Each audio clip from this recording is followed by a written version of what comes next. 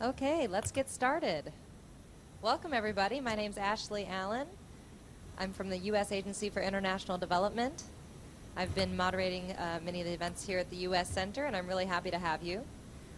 Just want to give a special shout out to our audience watching from Ustream. Thank you so much for joining us. We have hundreds of people watching from the web today. So we're extremely happy to have you, as I said, at the U.S. Center. The U.S. Center is the U.S. government's public space where we showcase all of the work that the USAID is doing, the U.S. government is doing on climate change, both at home and abroad. And this is work done both by government agencies, private sector partners, universities, as we'll hear from tonight, as well as non-governmental organizations and partner countries. So we're very happy to share this work with you and to have you here tonight. Right now we're going to hear from a very interestingly titled event, Understanding Climate Change and the Redistribution of Heat, Winds, Water, and Worries. So a lot of us have some worries that we're going to discuss today. And with us to speak on this very interesting topic is Professor Darren Toohey. Hello. And Professor Toohey is a professor of atmospheric and oceanic sciences at the University of Colorado in Boulder, and he's joining us remotely from Boulder right now. He has a bit of an earlier time, so he might not be quite as tired as we are, and fresher and ready to go. Professor Toohey's research addresses the role of trace gases and aerosols on Earth's climate, atmospheric oxidation, and air quality. He develops instruments for fast response measurements from the ground, balloons, and aircraft, and he has participated in numerous field campaigns around the world to study topics such as stratospheric ozone depletion over the Arctic, the impact of rockets on stratospheric chemistry, long-range transport of pollutants, and the role of aerosols in modification of cloud properties. Very simple, easy to understand topics. Professor Toohey.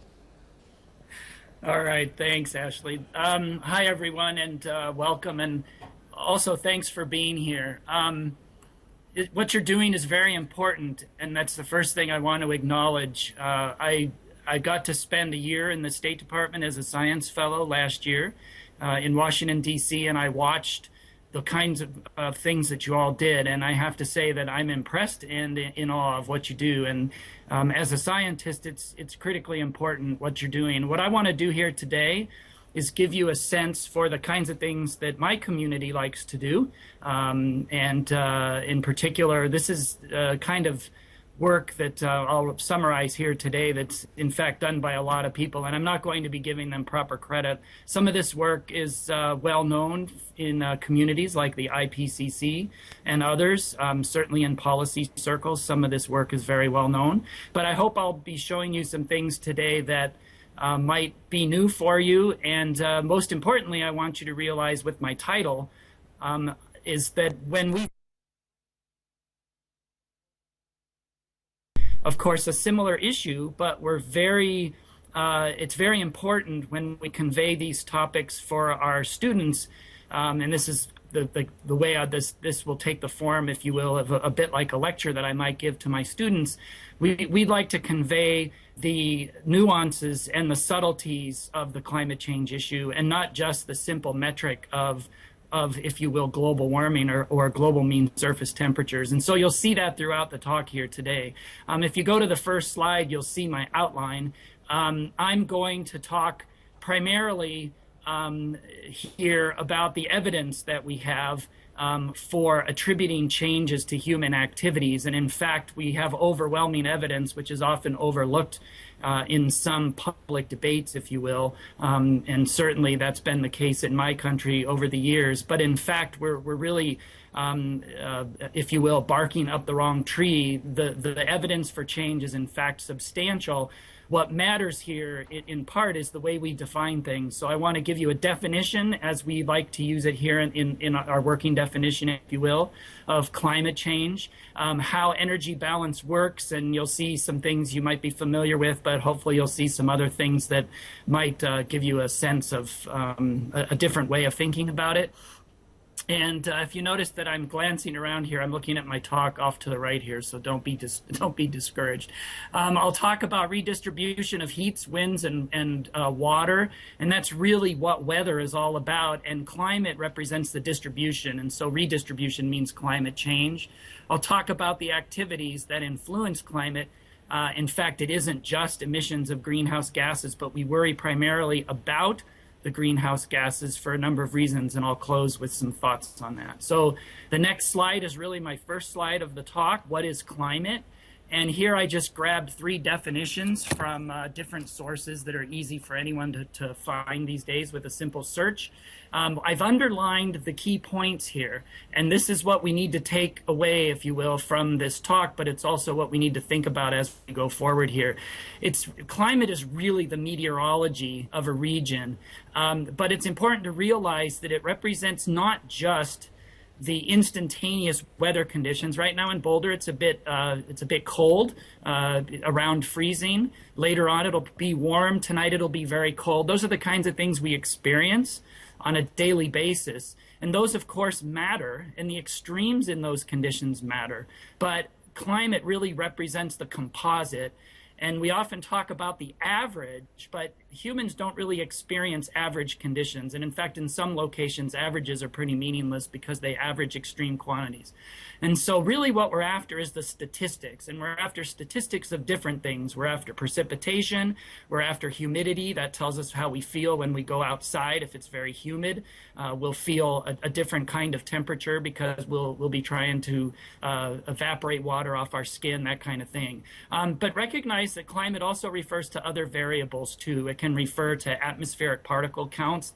That sort of means particulate matter. And of course, it refers to wind as well. And I'm going to be remiss here. I forgot to mention much about Hurricane Sandy, but those who experience that in this country, and anyone who experiences extreme weather in other countries, understands how wind is such a critical part of this as well. So with that ado, let's move forward, and let me show you in the next slide the way that we like to think about these issues.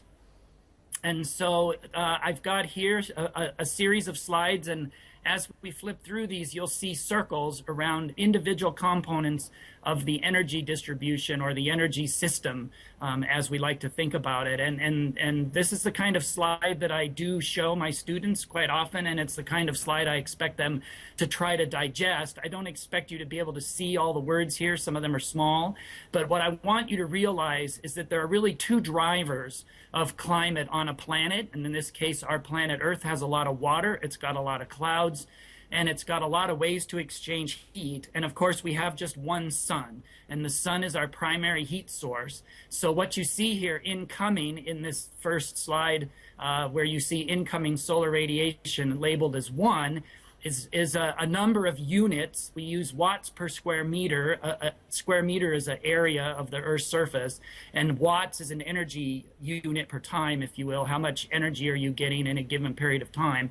And it turns out that in this particular case, you see 341 watts per square meter. That represents the average amount of incident solar radiation, sunlight, hitting the Earth, and it's mostly invisible, and in the near infrared. And near infrared means the infrared part of the spectrum that's closest to the visible here, the kind of light that you can see. You can't see infrared, but there's quite a bit of heat that comes from the sun in that region, and we can feel that if we're out in the sun on our skin, for example. The next thing that happens is some of that light will reflect away. About a third of the light that hits the Earth reflects away. We call the reflection the albedo, for those who know a bit of the science. We also have some absorption of sunlight in the atmosphere, about 78 units, watts per square meter, out of this 341 that hits the atmosphere, or the Earth. And then finally, we have about half, or a little bit less than half, of the total energy from the sun that actually gets absorbed at the surface. The thing to note here is the net amount of energy gained by the system from the sun of that 341 units is 239.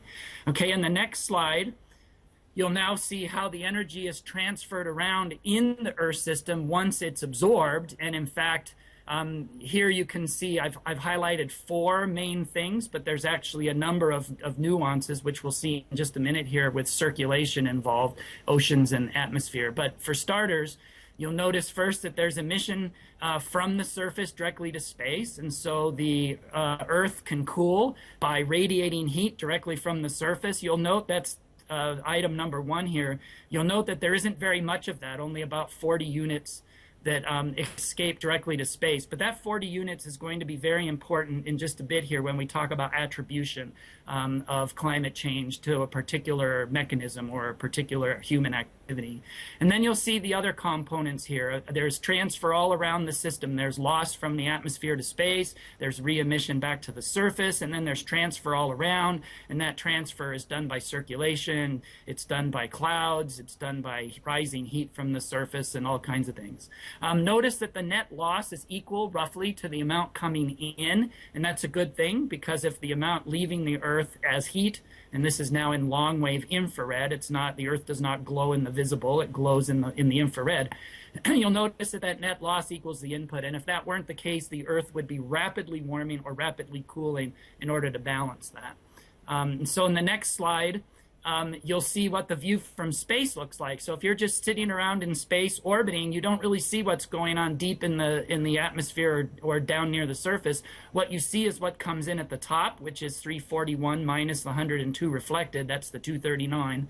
And then you see what's coming back out in the infrared long wave, and that's also 239. So that's essentially, we get that average, as I just said, over time, that they balance out so that there isn't a net heating or net cooling on average. Now, there can be periods where there's imbalances, and those will be adjusted for in the system by weather, and so that's part of our climate system. The next slide mentions that if you have changes in the sun or changes in the Earth's reflection, either one of those can change the net input into the system. So that's the driver. That's the energy we get into the system. And so once we get that amount of energy into the system, that 341 minus 102, with the shifts that can occur due to changing land surface conditions, let's say more ice or less ice, or changing cloudiness, which will change the reflection, that will alter the climate as well in a way that's very important that we have to remember. And the same is true of the sun, if the sun brightness changes. So most people recognize that. That's the forcing function, if you will. The next slide shows you then, if I focus now on the changes of outgoing radiation, in fact, I'll flip to the next slide. We'll go through this one very quickly. You'll see black circles here in the next slide. This is what happens if you live in the Earth system. And what you see is if there's a change in either the absorbed part from the sun or the emitted part out the atmosphere and out to space, these are all the terms that will adjust. So all of those black circles that you see is what happens in the Earth system. And this is what makes this issue so complicated. And it's why when we often hear discussions where someone will say, well, yes, but if humans are doing this, doesn't nature do that? And the answer is yes. There are all kinds of things that nature and humans do. We're part of nature, if you will. But at the same time, there are all those adjustments and feedbacks that we have to understand if we're going to understand the net changes. And what I want to impress upon you here today is that those changes all represent a redistribution of energy from a state which was a pre-existing state. In other words, what was the climate before the change occurred? Okay, so you can imagine humans altering one of these terms. They could alter the surface by plowing it under and changing crops, or they could put gases in the atmosphere. We could put gases in the atmosphere. We could change clouds by changing seeding properties, and we do all these things. And all of these other black boxes or black circles will adjust in response. So it's a complicated system, but it's one that's fascinating to people like me because it keeps our brain thinking about all these different issues. So the next slide shows you a very simple graphic of what greenhouse gases do. The standard greenhouse gases we worry about are up here: carbon dioxide, nitrogen oxides. This one shows NO, but we worry about all kinds of them: NO, NO2, nitrous oxide, N2O, methane, freons, water vapor, and ozone. It's important to realize all of these things are playing a role, and I think most of the people who are negotiating these climate change treaties and agreements, if you will, all realize that these things all have to be dealt with in general, but later on I'll mention why CO2 is such a critical one. It is a very special gas, and there's a reason for that. We don't focus on it for a random reason. And you might be a bit surprised when I tell you what those reasons are, because they won't be the obvious ones you tend to think about. Notice that most of these gases have long lifetimes in the atmosphere, or a lot of them do, and that will be critical for why we worry about them. One thing that a lot of people don't recognize is that these gases not only heat the surface, but they cool the stratosphere, and I'll talk about that in just a bit. They do that by adding a way to radiate heat back to space. And I'm a stratospheric chemist, so I realize this, but a lot of people don't recognize that, and this is what links the climate change issue to ozone depletion a lot of us are concerned about. Perhaps the most important thing that greenhouse gases do in the atmosphere is they tend to alter the temperature gradient, the differences between hot and cold between the equator and the pole. And that's very important for determining weather. And of course, as I mentioned earlier, weather and climate are related by this composite. So the next slide shows you an example of what happens if we change a greenhouse gas in the atmosphere. Let's just use CO2 as an example, but it could be methane, it could be N2O, nitrous oxide, you name it. But what happens, you'll see in blue there, is that the amount of light escaping to space, the blue circle, which may just look dark to you, but the atmospheric window, which normally has 40 units of energy, watts per square meter, that escape to space, by putting in a gas that will absorb that light, that heat from the surface, you will decrease that number. But remember, the outgoing radiation at the top of the atmosphere must stay the same, or else something will happen deep down. And so in order for that to happen, the atmosphere in general must warm up in response. So you add a gas to the atmosphere, it decreases the escape of light, or if you will, heat from the surface. So that 40 might drop to 38, and that means the amount emitted by the atmosphere will increase. That means the atmosphere is warmer. That's what more emission means. That means the atmosphere will heat the surface by back radiation, if you will, radiating straight back to the surface. That will increase a little bit. That will increase the surface temperature, and that is in fact how the greenhouse gases operate. They don't necessarily heat the surface because they're warm. They heat the surface because they trap the heat from escaping directly to space in what we call the atmospheric window. And that then causes them to heat up, and then you get emission from other wavelengths, other colors, if you will, in the infrared. And then as a result of that increased heat above the surface warms, and then the surface will somehow have to absorb that heat. And I'll show you where that heat goes in the next slides. So in the next slide, I want to switch gears just a bit here to remind people what the definition of global warming is, and if this is I think, a good definition to remember when you get on an airplane and someone sitting next to you says, "So do you believe in global warming?" The question, I think, isn't whether you believe in global warming, it's if you can tell someone what global warming means. Global warming simply refers to that process that I just explained to you, which is the absorption of surface radiation by a gas emitted by humans. That was a definition that Wally Broker, who's a famous geologist and geochemist, coined in the mid-70s in a paper. I probably inadvertently, probably didn't intend for it to take on the meaning that it has now. But this is a figure on the right from Wally Broker's paper, which shows you a drawing that he sketched from just a simple analogy of what might happen if CO2 continues to increase. So he focused on carbon dioxide from fossil fuel burning, and you'll see that he showed that by the year 2000 there might be about a 1 degree centigrade warming that would exceed other variations in the system. So he shows some other variations there. He shows other cycling that might be things that are happening naturally in the Earth system. And his comment there, or the thing he noted in his paper, is that by the time 2000 rolls around, which is about 10 years past now, we should see enough of a signal that we will know whether humans are influencing the climate, whereas before 1950 or so, the natural variability was in fact larger than what humans might be doing.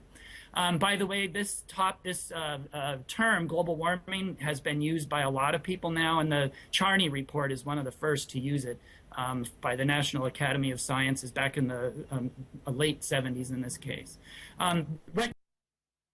term global warming doesn't refer necessarily to the actual temperature.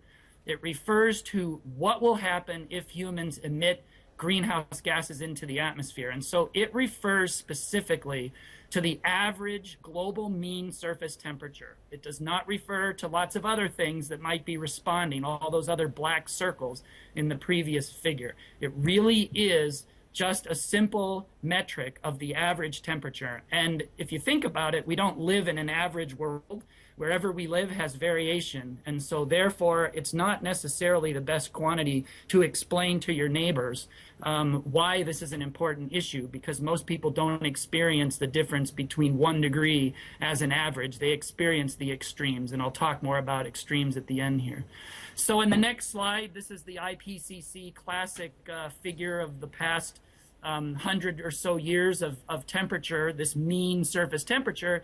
And the thing to note here is that while there might be some circles where this figure is debated, it really is viewed as a well-known quantity in our field, and there are people who've tested this, some skeptics in the past who even said this can't be real, and they went back and looked at the temperature records and have now come out and said, wow, this is real, and the world is heating, and maybe we ought to do something about it. I think most people who are at COP18 are probably believers, otherwise they wouldn't be there. But the bottom line here is it's interesting to note that the heat that's entered the Earth system through this greenhouse trapping, this trapping of heat from the surface and redistribution throughout the system is about the amount on average that Wally Broker predicted back in '75. So if that weren't the case, we'd be scratching our heads and doing a lot of research to find out why that's not the case. But the fact is, the predictions from 30-odd years ago, in fact, going all the way back to the 1800s and Svante Arrhenius, those predictions, in fact, look like they're bearing out in the average mean, if you will, surface temperature. So we can move past that. In the science world, there are still people who look at that, but really, since this isn't what matters to the average person on the street or out in a field somewhere plowing a field or trying to make a living, we need to look at the variations that are caused by human activities.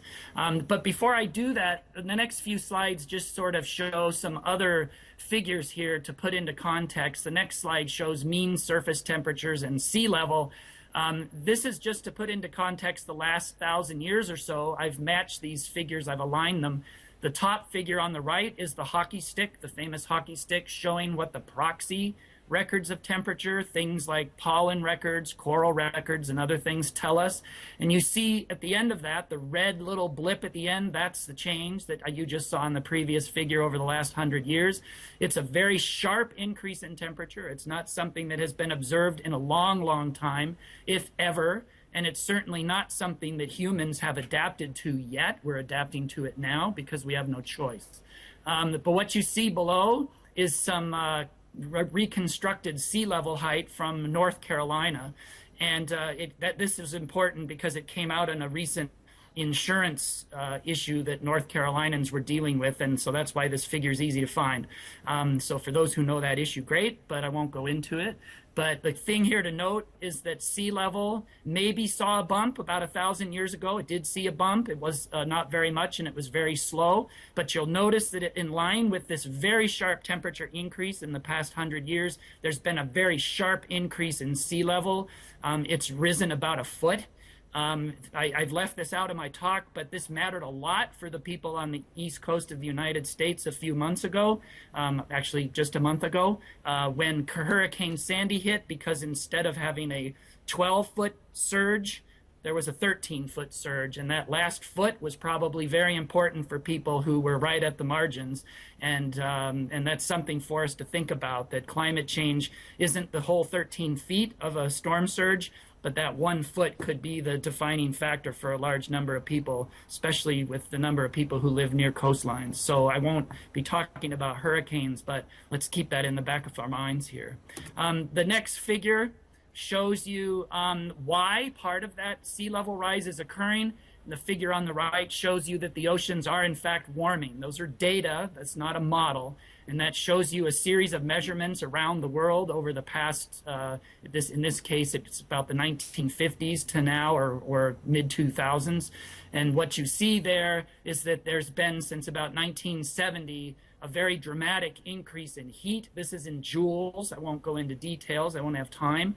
I won't get through this talk if I do. But the key here to note is that this is all consistent with a warming planet, so we can move on in terms of thinking about whether or not the temperature record is real. There are far too many indications, glaciers melting, other things, that tell us the temperature change is real. On the left, the figure is just there to show you what contributions you get from the ocean just warming. Water expands. That's about a quarter. 25% of the total sea level rise is just the oceans getting bigger because they're warmer, and water likes to move around a bit more when it's warm, so it expands a bit. But the rest of it you see is ice melt, and that ice melt, by the way, has been occurring faster than modelers, if you will, climate change people who look at predictions of what happens if you heat the planet, what will it do to ice, glaciers, ice caps. This increases faster than a lot of people ever expected. So that's an issue, a worry, if you will, that is on the minds of a lot of scientists, I'm sure, at the meeting you're at right now. The next figure shows you another example of ways that we know the Earth is warming. If you heat the Earth by adding a greenhouse gas, CO2, the oceans will respond. Large bodies of water will respond by evaporating water into the atmosphere. And we see that. We can't see that over from the satellite data. We can't see that over land. The instruments cannot detect that. It's too difficult at the moment, but what you see is the reconstruction of humidity over the ocean. That, by the way, is done simply by looking at how much light gets to space at a given wavelength. The less light that gets to space at a wavelength where water absorbs tells you there's more water there in the atmosphere, more absorption by vapor. So that's also showing you that there's a redistribution of energy because the satellite detects a change in the amount of energy that's reaching it in this absorption band, which is in the infrared from water. So you see the graphs at the bottom show you the rate at which the atmosphere, first the temperature, which is changing, and then the figure on the top shows you how much more water there is in the atmosphere. Notice that it isn't uniform. Some places have less water. There's a place right off the coast of Baja California that's blue. There's less water vapor in the air, and that's because there's been a cooling, or if you will, descent of air. Actually, I shouldn't say cooling, it's a drying. There's been more descent of air, more high pressure there, and high pressure brings with it drier air aloft. And so these changes are not uniform, and that's why I like to use the term redistribution in my title. The last figure in this series, the next figure, shows you how Arctic sea ice has been dramatically shifting in the past 10 or 15 years. And all I'll be able to say to this is we think this is a threshold behavior. It's probably due to a feedback which is well understood but not well documented, although we're doing the experiment today, obviously, because you can see the rapid shift there which occurred just in the last 10 to 15 years. And this is what people would refer to as a potential tipping point. I won't go into details, but it's partly why we worry. So there are regions of the planet where things like this can happen because there are instabilities. They're not well understood, but the fact of the matter is it's all pointing in the same direction, that the Earth is warming. So the next figure in the next series of figures just shows you some of the things I've been saying here with figures instead of words. How do we know that humans are causing these changes? Well, one example is that nighttime temperatures are warming more strongly than daytime temperatures. And it turns out that nighttime temperatures are more sensitive to greenhouse gases than daytime temperatures are. At night, you trap heat by greenhouse gas trapping. And it turns out that if you see a change in the night, which is stronger than in the daytime or on average, that's an indication of greenhouse enhancements. Also, as I mentioned, satellites see less light escaping to space, and so therefore we know we're trapping more heat below the satellite. And therefore, again, that's redistributing the energy, which was ultimately escaping to space. It's now being trapped in the system. And chlorofluorocarbons in this figure, CO2 and methane, are all important absorbers of that light, which is trying to escape to space. The next figure shows you that topic I mentioned earlier, or that fact I mentioned earlier, that surprisingly, when you heat the surface of the planet by adding greenhouse gases, you cool the stratosphere. It turns out it's a very simple reason, but we often don't describe it in simple terms, but I'll try to use those here just so you're left with this awareness.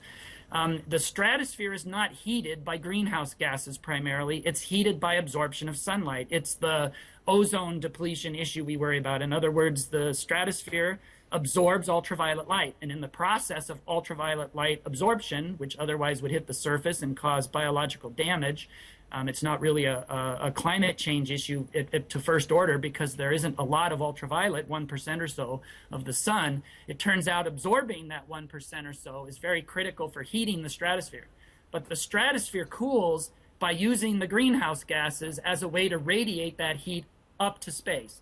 So it sounds a bit odd. You'd think that the gases there would be trapping the heat from below, but the atmosphere is so thin, those gases primarily act as radiators, and they effectively radiate heat to space. So if you increase the number of radiators, you will decrease the temperature. And you'll see in the next slide, I've drawn an arrows in blue downward on the top, showing you that the stratosphere has actually been cooling since 1960. In fact, presumably before that as well. The observations go back to 1958, around the IGY, by the way, the International Geophysical Year. And it turns out that the lower atmosphere has only been observed to be warming since about 1980, the bottom figure. And you'll see that before that, the lower atmosphere was flat or maybe even slightly cooling. So that was consistent with the cooling of the surface that was observed up until about 1960 or 70.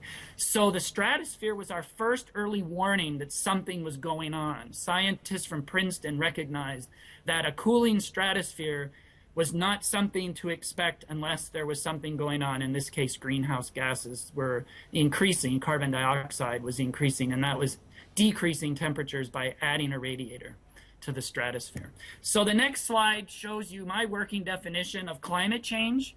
It's a redistribution of heat, winds, and water. Heat, obvious, I've just showed it to you. Water is a bit different. Water, of course, means that if you move heat around, you're going to change the circulation of the ocean and atmosphere. And it turns out that wind, of course, is how air and temperature distributions are moved around, if you will. So we often don't think of winds, but when we have hurricanes and other strong wind events, and I'll show you one in just a minute here that was important a while ago in this country, and the topic of some of discussion this past year with the drought we had. All those things have to be kept in mind, and all the impacts of those, the droughts, the frost, the sea ice, heat indices, soil moisture, floods, droughts, etc., all have to be taken into account when we think about the impacts. So the next figure is just to remind you that heat is distributed by circulation of air and water. If you change the distribution of heat in the atmosphere, you'll change the circulation, you will change the weather. On the bottom left, the thing to recognize here is that life has adapted to the range of weather events. Okay, not just the average, and I've already mentioned this, but if that range changes, then that's what adaptation refers to. We're now dealing, for example, with an extreme that we never used to deal with, a flood, hot weather, droughts, or whatever in a given region. And I think most people understand that this is where it matters in terms of our lives and such, but ultimately we tend to forget it when we talk just about the average temperature. The next slide looks the same, but it's just got an additional twist here, which says, therefore, if heat is distributed around by circulation, changes in circulation then represent the redistribution. And it's really the redistribution of these effects and what changes these events for us that we really have to worry about when we're in the realm of societal impacts and impacts to nature, impacts to biodiversity, things like that. So the next figure just gives you a list of all the kinds of things that you have to think about, not just greenhouse gases, but I'll finish up here in just a minute by reminding you, or at least telling you why CO2 is such an issue for scientists. So, of course, all kinds of things we do that a lot of you are aware about are important. I do want to remind people that air pollution itself and ozone destruction, while we don't tend to think about them as impactors of climate, you'll see here in just a bit, our air pollution is starting to change the climate as well. And because of that, there are new initiatives that are not linked to the UNFCCC process, but there are new initiatives like the Climate and Clean Air Coalition, which try to deal with that because you do have the overlap between the climate issues and the air pollution issues. And it's important to realize that those are things we can't ignore. So here's just a few examples very quickly to just to give you the kinds of things we think about. The next slide shows you how land use changes can affect things. And there I've got an image of a dam, I've got image of agriculture, and an image of a city showing you a heat island effect. And on the next slide, you'll see how a heat island effect is very real. This is actual data from Phoenix, Arizona. The red line shows you temperatures in the city, and the blue line shows you averages, if you will, for a year in a rural area just outside of Phoenix. And you can see that while the rural temperature has gone up just a bit, the urban temperature has gone up 2 or 3 times faster.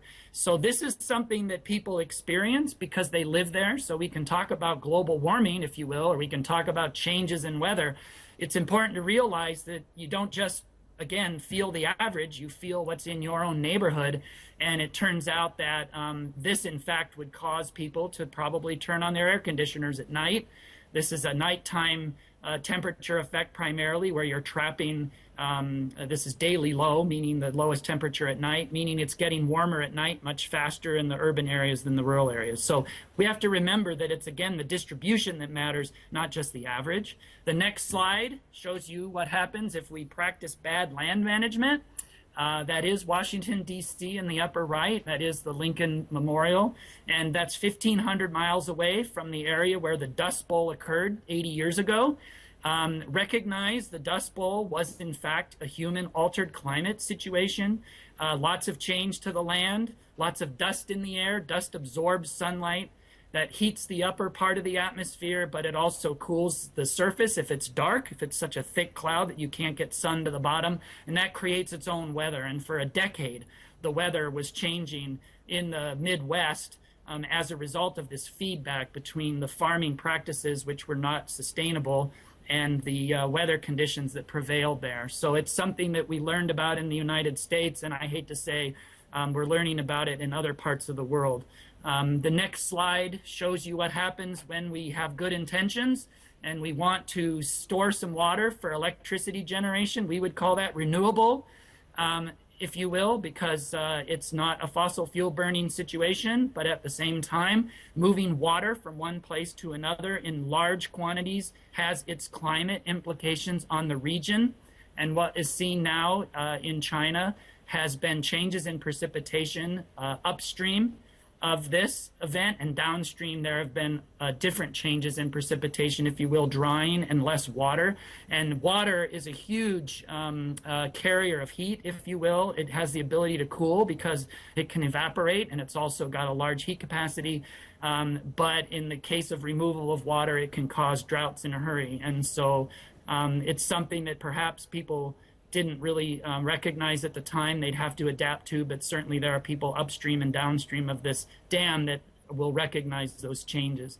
Another example in the next slide shows you something that gives you an example of some recent NASA data, which I find truly transformational. This is work from the measurements from the GRACE satellite, which is a satellite measuring gravity, and it turns out that it's so sensitive that it can detect changes in groundwater. And what you see here is that the satellite's been up for about 10 years.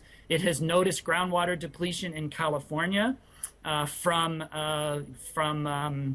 irrigation, and it's also seen changes in groundwater in India from a rapid increase in irrigation. And so one question, of course, is what happens when you redistribute groundwater? It's not something that usually participates in the climate system. We think of the climate system as being everything from the ground up. This is below the ground. But it turns out that will have implications in the future. It also has implications now because we're changing the distribution of water on the surface by irrigating, and we have to remember that. That's not going to be necessarily a global impact, but you can see the size of the impacts on the state of California in terms of area, and also India. The next figure just shows you what happens if you put in a model. It's hard to see, but what you'll see in the figure on the right is that there are orange regions and blue regions, and what those refer to are changes in temperatures in the summer, cooling due to water released at the surface, and changes in weather in the winter. Winter's at the top, northern hemisphere winter, and warming is at the bottom. And so, or I should say summer, sorry.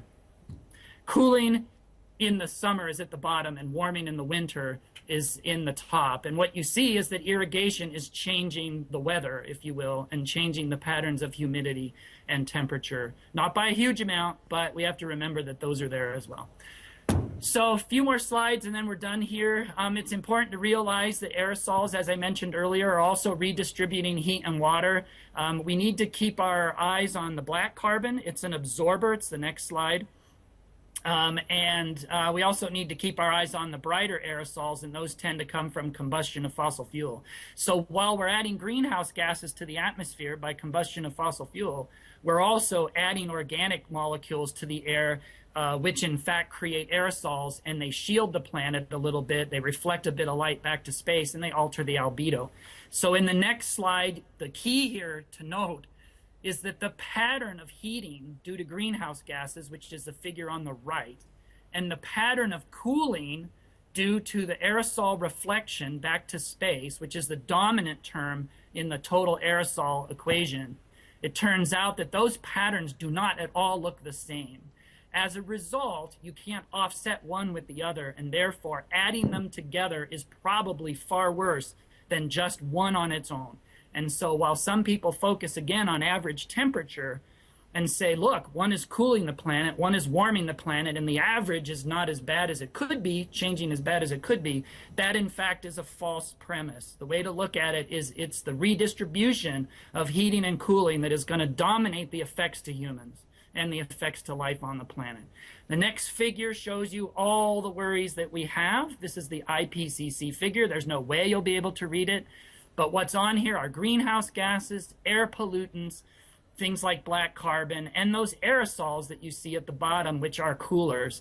The thing to note here is that the warmers and the coolers are all contributing to climate change, and it's the range of values from that minimum far to the left there at on the radiative forcing, it's called, but the cooling part, and it's that range all the way to the heating part, which is going to affect what we feel for extreme weather.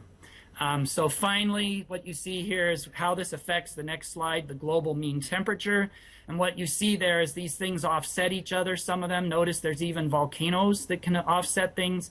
And the upshot here is that, again, global mean temperature, this is a plot showing you what's gone into the average temperature over the past 100 years or so. It isn't, again, just that average that matters. And notice the sun is even in there, the cycle that you see, which is a very small part of the change. But it's certainly something that when added or subtracted to other things that are going on can make weird years in the record. You could have a strange warm year or a strange cold year and scratch your head and say, does that mean global warming is real? The answer is yes. Look at the redistribution of heat, winds, and water, and don't look at the average temperature, because ultimately that average is just going to keep rising. So just to finish up here, to show you the next slide, and it's the last one or two, and then I have my final thoughts. Why are mean temperatures misleading? This next figure shows you some work that's done by Jim Hansen recently of NASA, published in the Proceedings of the National Academies of Science. And what you see here is what happens if the distribution of weather events, so the average might be, like I have in Colorado, a nice sunny 50 degree, or for those of you that aren't in the US, 10 degrees, something like that, centigrade. A nice day that's very common, but there are extremes where we get lots of snow and it's very cold, or we get lots of heat and droughts and fires. And it turns out that if we shift that whole distribution to the right, that's what this figure is showing, the average is moving, we're going to notice the change at the extremes. We're going to notice it because there will be a significant number of extreme events on the right, and there will be a shift in the number of extreme events on the left, fewer. So that's good, fewer really cold events, but more warm events. So the next slide shows you the fact that this is occurring. It shows you that since the 50s, the average has been going up in the United States, and you'll notice the extremes have been going up. This is work, I believe, by Kevin Trenberth at NCAR. And if you look at the next figure, you'll see how the Hansen averages look. This is what the actual distributions in the northern hemisphere of record temperatures has looked like. So it's gotten very, very warm. The high temperatures have grown in quantity, and the low temperatures have diminished in quantity. And you can see that that shift occurred in the 70s and 80s. These are 10-year averages, so that there's enough statistics to show that shift. But this is, in fact, the redistribution issue that I referred to. It's the fact that we're now seeing a significant number of extreme events on one end and not as many on the other end. And that means some places will benefit. The place that has a lot of extreme colds might be a little warmer and have a lot less extreme colds, and they won't mind the extreme warms because those will be welcome events in a place that's very cold, like Siberia, let's say. But on the other hand, life has not adapted to that yet. And therefore, it's not necessarily a good thing. And of course, in a place like the Midwest of the U.S. this year, those extreme warm events were not welcome. And we had lots of crop damage and all kinds of problems with soybeans and corn and other things. So why do we worry? The next slide is my last one, more or less. Why do we worry about CO2? We worry about CO2 as a climate forcer because it has these special properties. Its impacts are global. They aren't just happening in our neighborhood. So we can change our farming practice, and that affects mostly our neighbors and us. But when we add CO2 to the atmosphere, those effects can be felt all the way to the poles, all the way to the South Pole. Emissions remain in the atmosphere for many centuries. That means once we've put that stuff up there, we can't get it back easily. And in fact, an estimate for the lifetime of CO2 is 1,000 years. It turns out that some of these greenhouse gas emissions have greater risk of effects that are irreversible. Those would be the tipping points. It's also important to realize that a long-term shift in climate over 500 years or 100 years is difficult to predict. It's also very hard to reverse. There are complicated feedbacks, and then we have to worry about other effects like the extreme weather events and the ocean acidification, which I haven't even touched on. So the last slide are my conclusions. You've already heard it, so I won't repeat it. I'll let you read it. And with that, I'll thank you for your attention and hopefully left a bit of time for questions. Thanks for your attention. Fantastic. Thank you so much for distilling all of that complex information. Okay. There we go. Okay, and the next slide, yeah, you can see the thank you. There we go. Okay, we had a little delay. Okay, fantastic. Well, let's open it up for some question and answer, and we'll also look for some questions from the web. So those of you tuning in via Ustream, be sure to click on the comment box and give us some comments in the chat section. Okay, questions here for Dr. Toohey. Okay, and I'll bring you the microphone. If you could just introduce yourself, please. Hi, my name's Mark Doherty. I'm from the European Space Agency. Thanks for your talk. I might have missed it, but you didn't speak a lot about clouds, how much we really know. Do we actually have good enough measurements of them and their radiative properties to factor that into our understanding of the radiation balance and put it in models to unravel all the observations? That's a great question, Mark. And, you know, from a scientific point of view, there's an easy answer, no. Scientists are never happy with the state of affairs when it comes to understanding things. In terms of whether or not clouds are playing a role, the answer is yes. There's no question about that. There are recent studies showing changes of cloudiness in certain areas. And of course, for example, I mentioned the Three Gorges Dam. The reason why there's changes of weather on the backside of that, where the water's being stored, is that it's changed cloudiness, and that's been observed. But globally, there are changes in cloudiness. I think the thing to recognize here, again, is think about the two issues.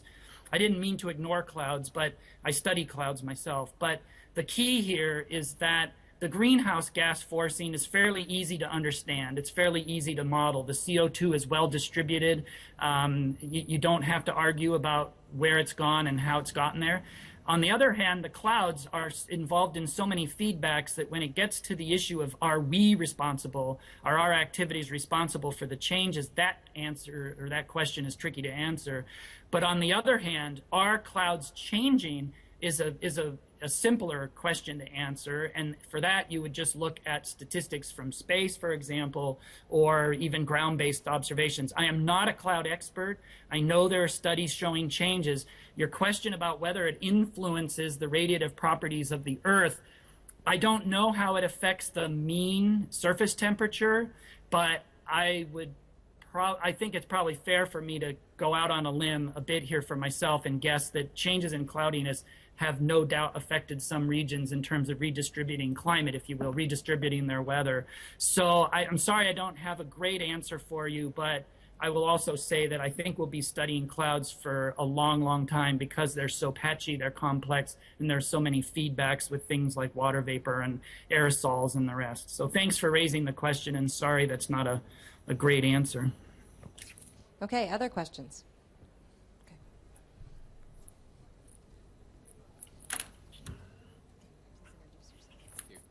I'm Robert Gibson from Hong Kong. You came and talked to us there, Darren. Thank you very much. My question has to do with the oceans. What percentage of the radiation imbalance goes into the oceans as opposed to somewhere else? I believe it's the vast majority. And what's the impact of that in terms of heat distribution around the planet?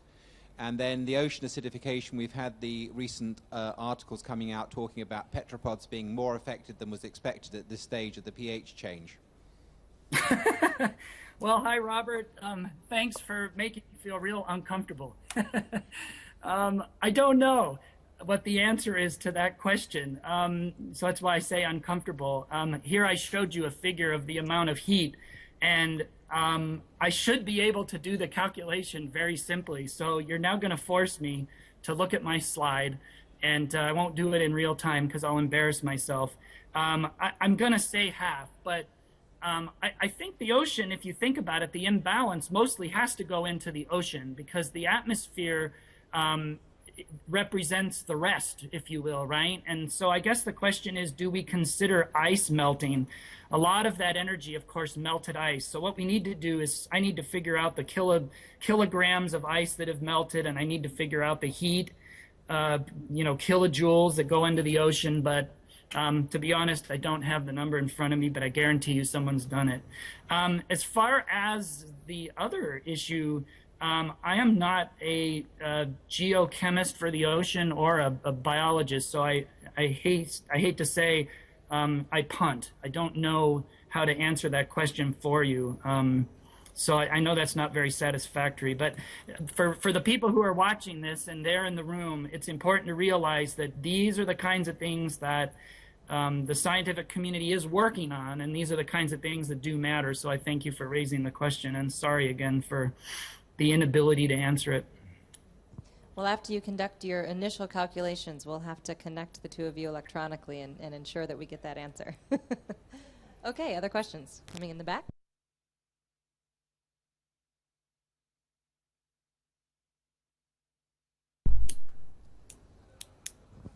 Okay, hi, I'm René Forsberg from the Danish Technical University and also Danish Space Institute.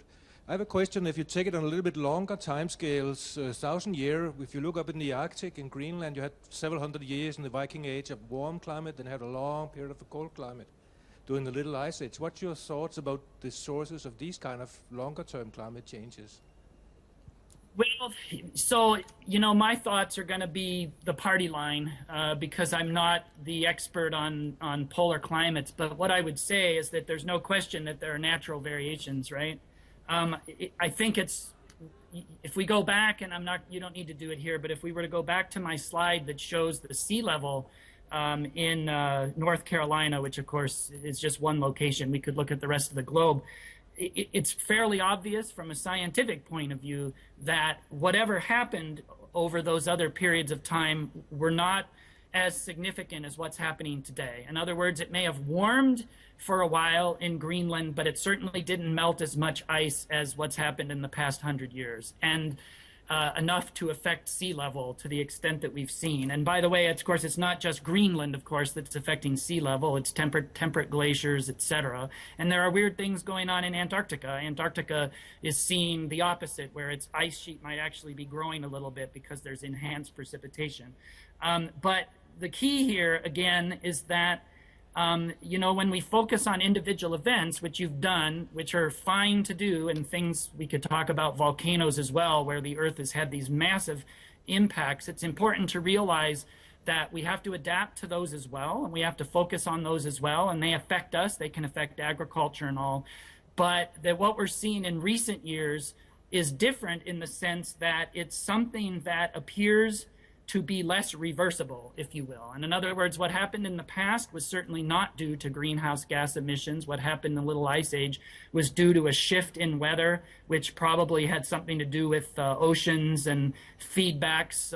What are these oscillations that occur maybe in the North Atlantic or El Niños and things like that? They're all part of the same system of climate, but it's important to realize that the shift that's occurring today is occurring on a much larger scale, and it's occurring in ways which we have not adapted to. So society looks different than it did during those times. But I didn't want to give anyone the impression that natural variations don't matter. The focus here is on why we worry about the current changes, and and the redistribution, not just you know, the fact that it's warmer in some places. It does matter that it's colder in others, blah, blah, blah. I'm getting repetitive here and wishy-washy, but... Okay, well, we have time for just one more question, except I will give a last shout out to the web. If you have one question, I'll sneak a second one in, okay? So definitely use that chat room and send us a question from our web viewers. So one last question from the room? Okay. I'm going to give it to someone that hasn't asked yet. Okay, thank you. Hi, hopefully you can answer this question. So I have two. Sorry, my name is Madeline Hall. I'm actually from Washington, D.C., and here as a representative for an indigenous group. But my question regards positive and negative feedback loops. So of these loops, what are you most concerned about? And then of the positive and negative feedback loops that we don't know the most about, what feedback loop would you like to learn more?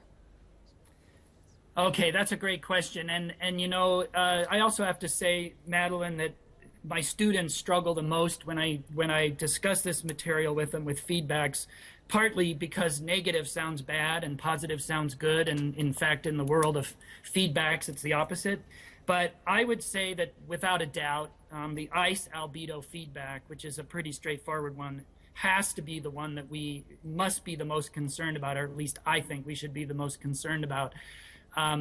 For a number of reasons. There's so many linkages. The ice albedo feedback is that as ice melts, it means more heat can be absorbed because the albedo changes, and then you have this, if you will, almost a runaway effect. And the key here is that it's a lot easier to melt ice than it is to make it.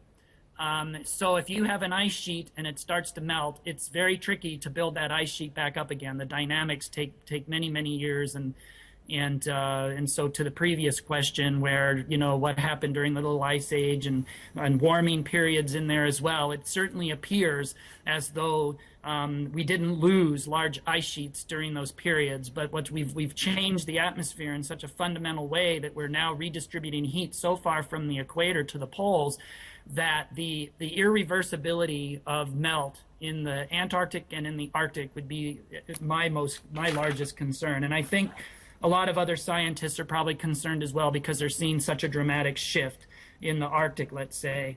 And then let's see, which one would I want to study the most? The one I'm most interested in right now is it's not really a feedback per se in the sense of direct response like the ice albedo one, but it is similar in the cloud impacts world, where adding aerosols to the atmosphere, including black carbon, affects cloud properties in a fundamental way. And I'm convinced that Asia is seeing enhanced aerosol-induced cloudiness in areas which are giving people the impression, some people the impression, that the Earth isn't, or the region isn't heating as much as it could. And if you imagine cleaning up your aerosols in that area and having decreased cloudiness, which then means more heat to the surface, giving you a super warming, which you hadn't seen before because you'd masked it with the aerosols and clouds, is my biggest worry. And I was hoping we could have made some measurements this past year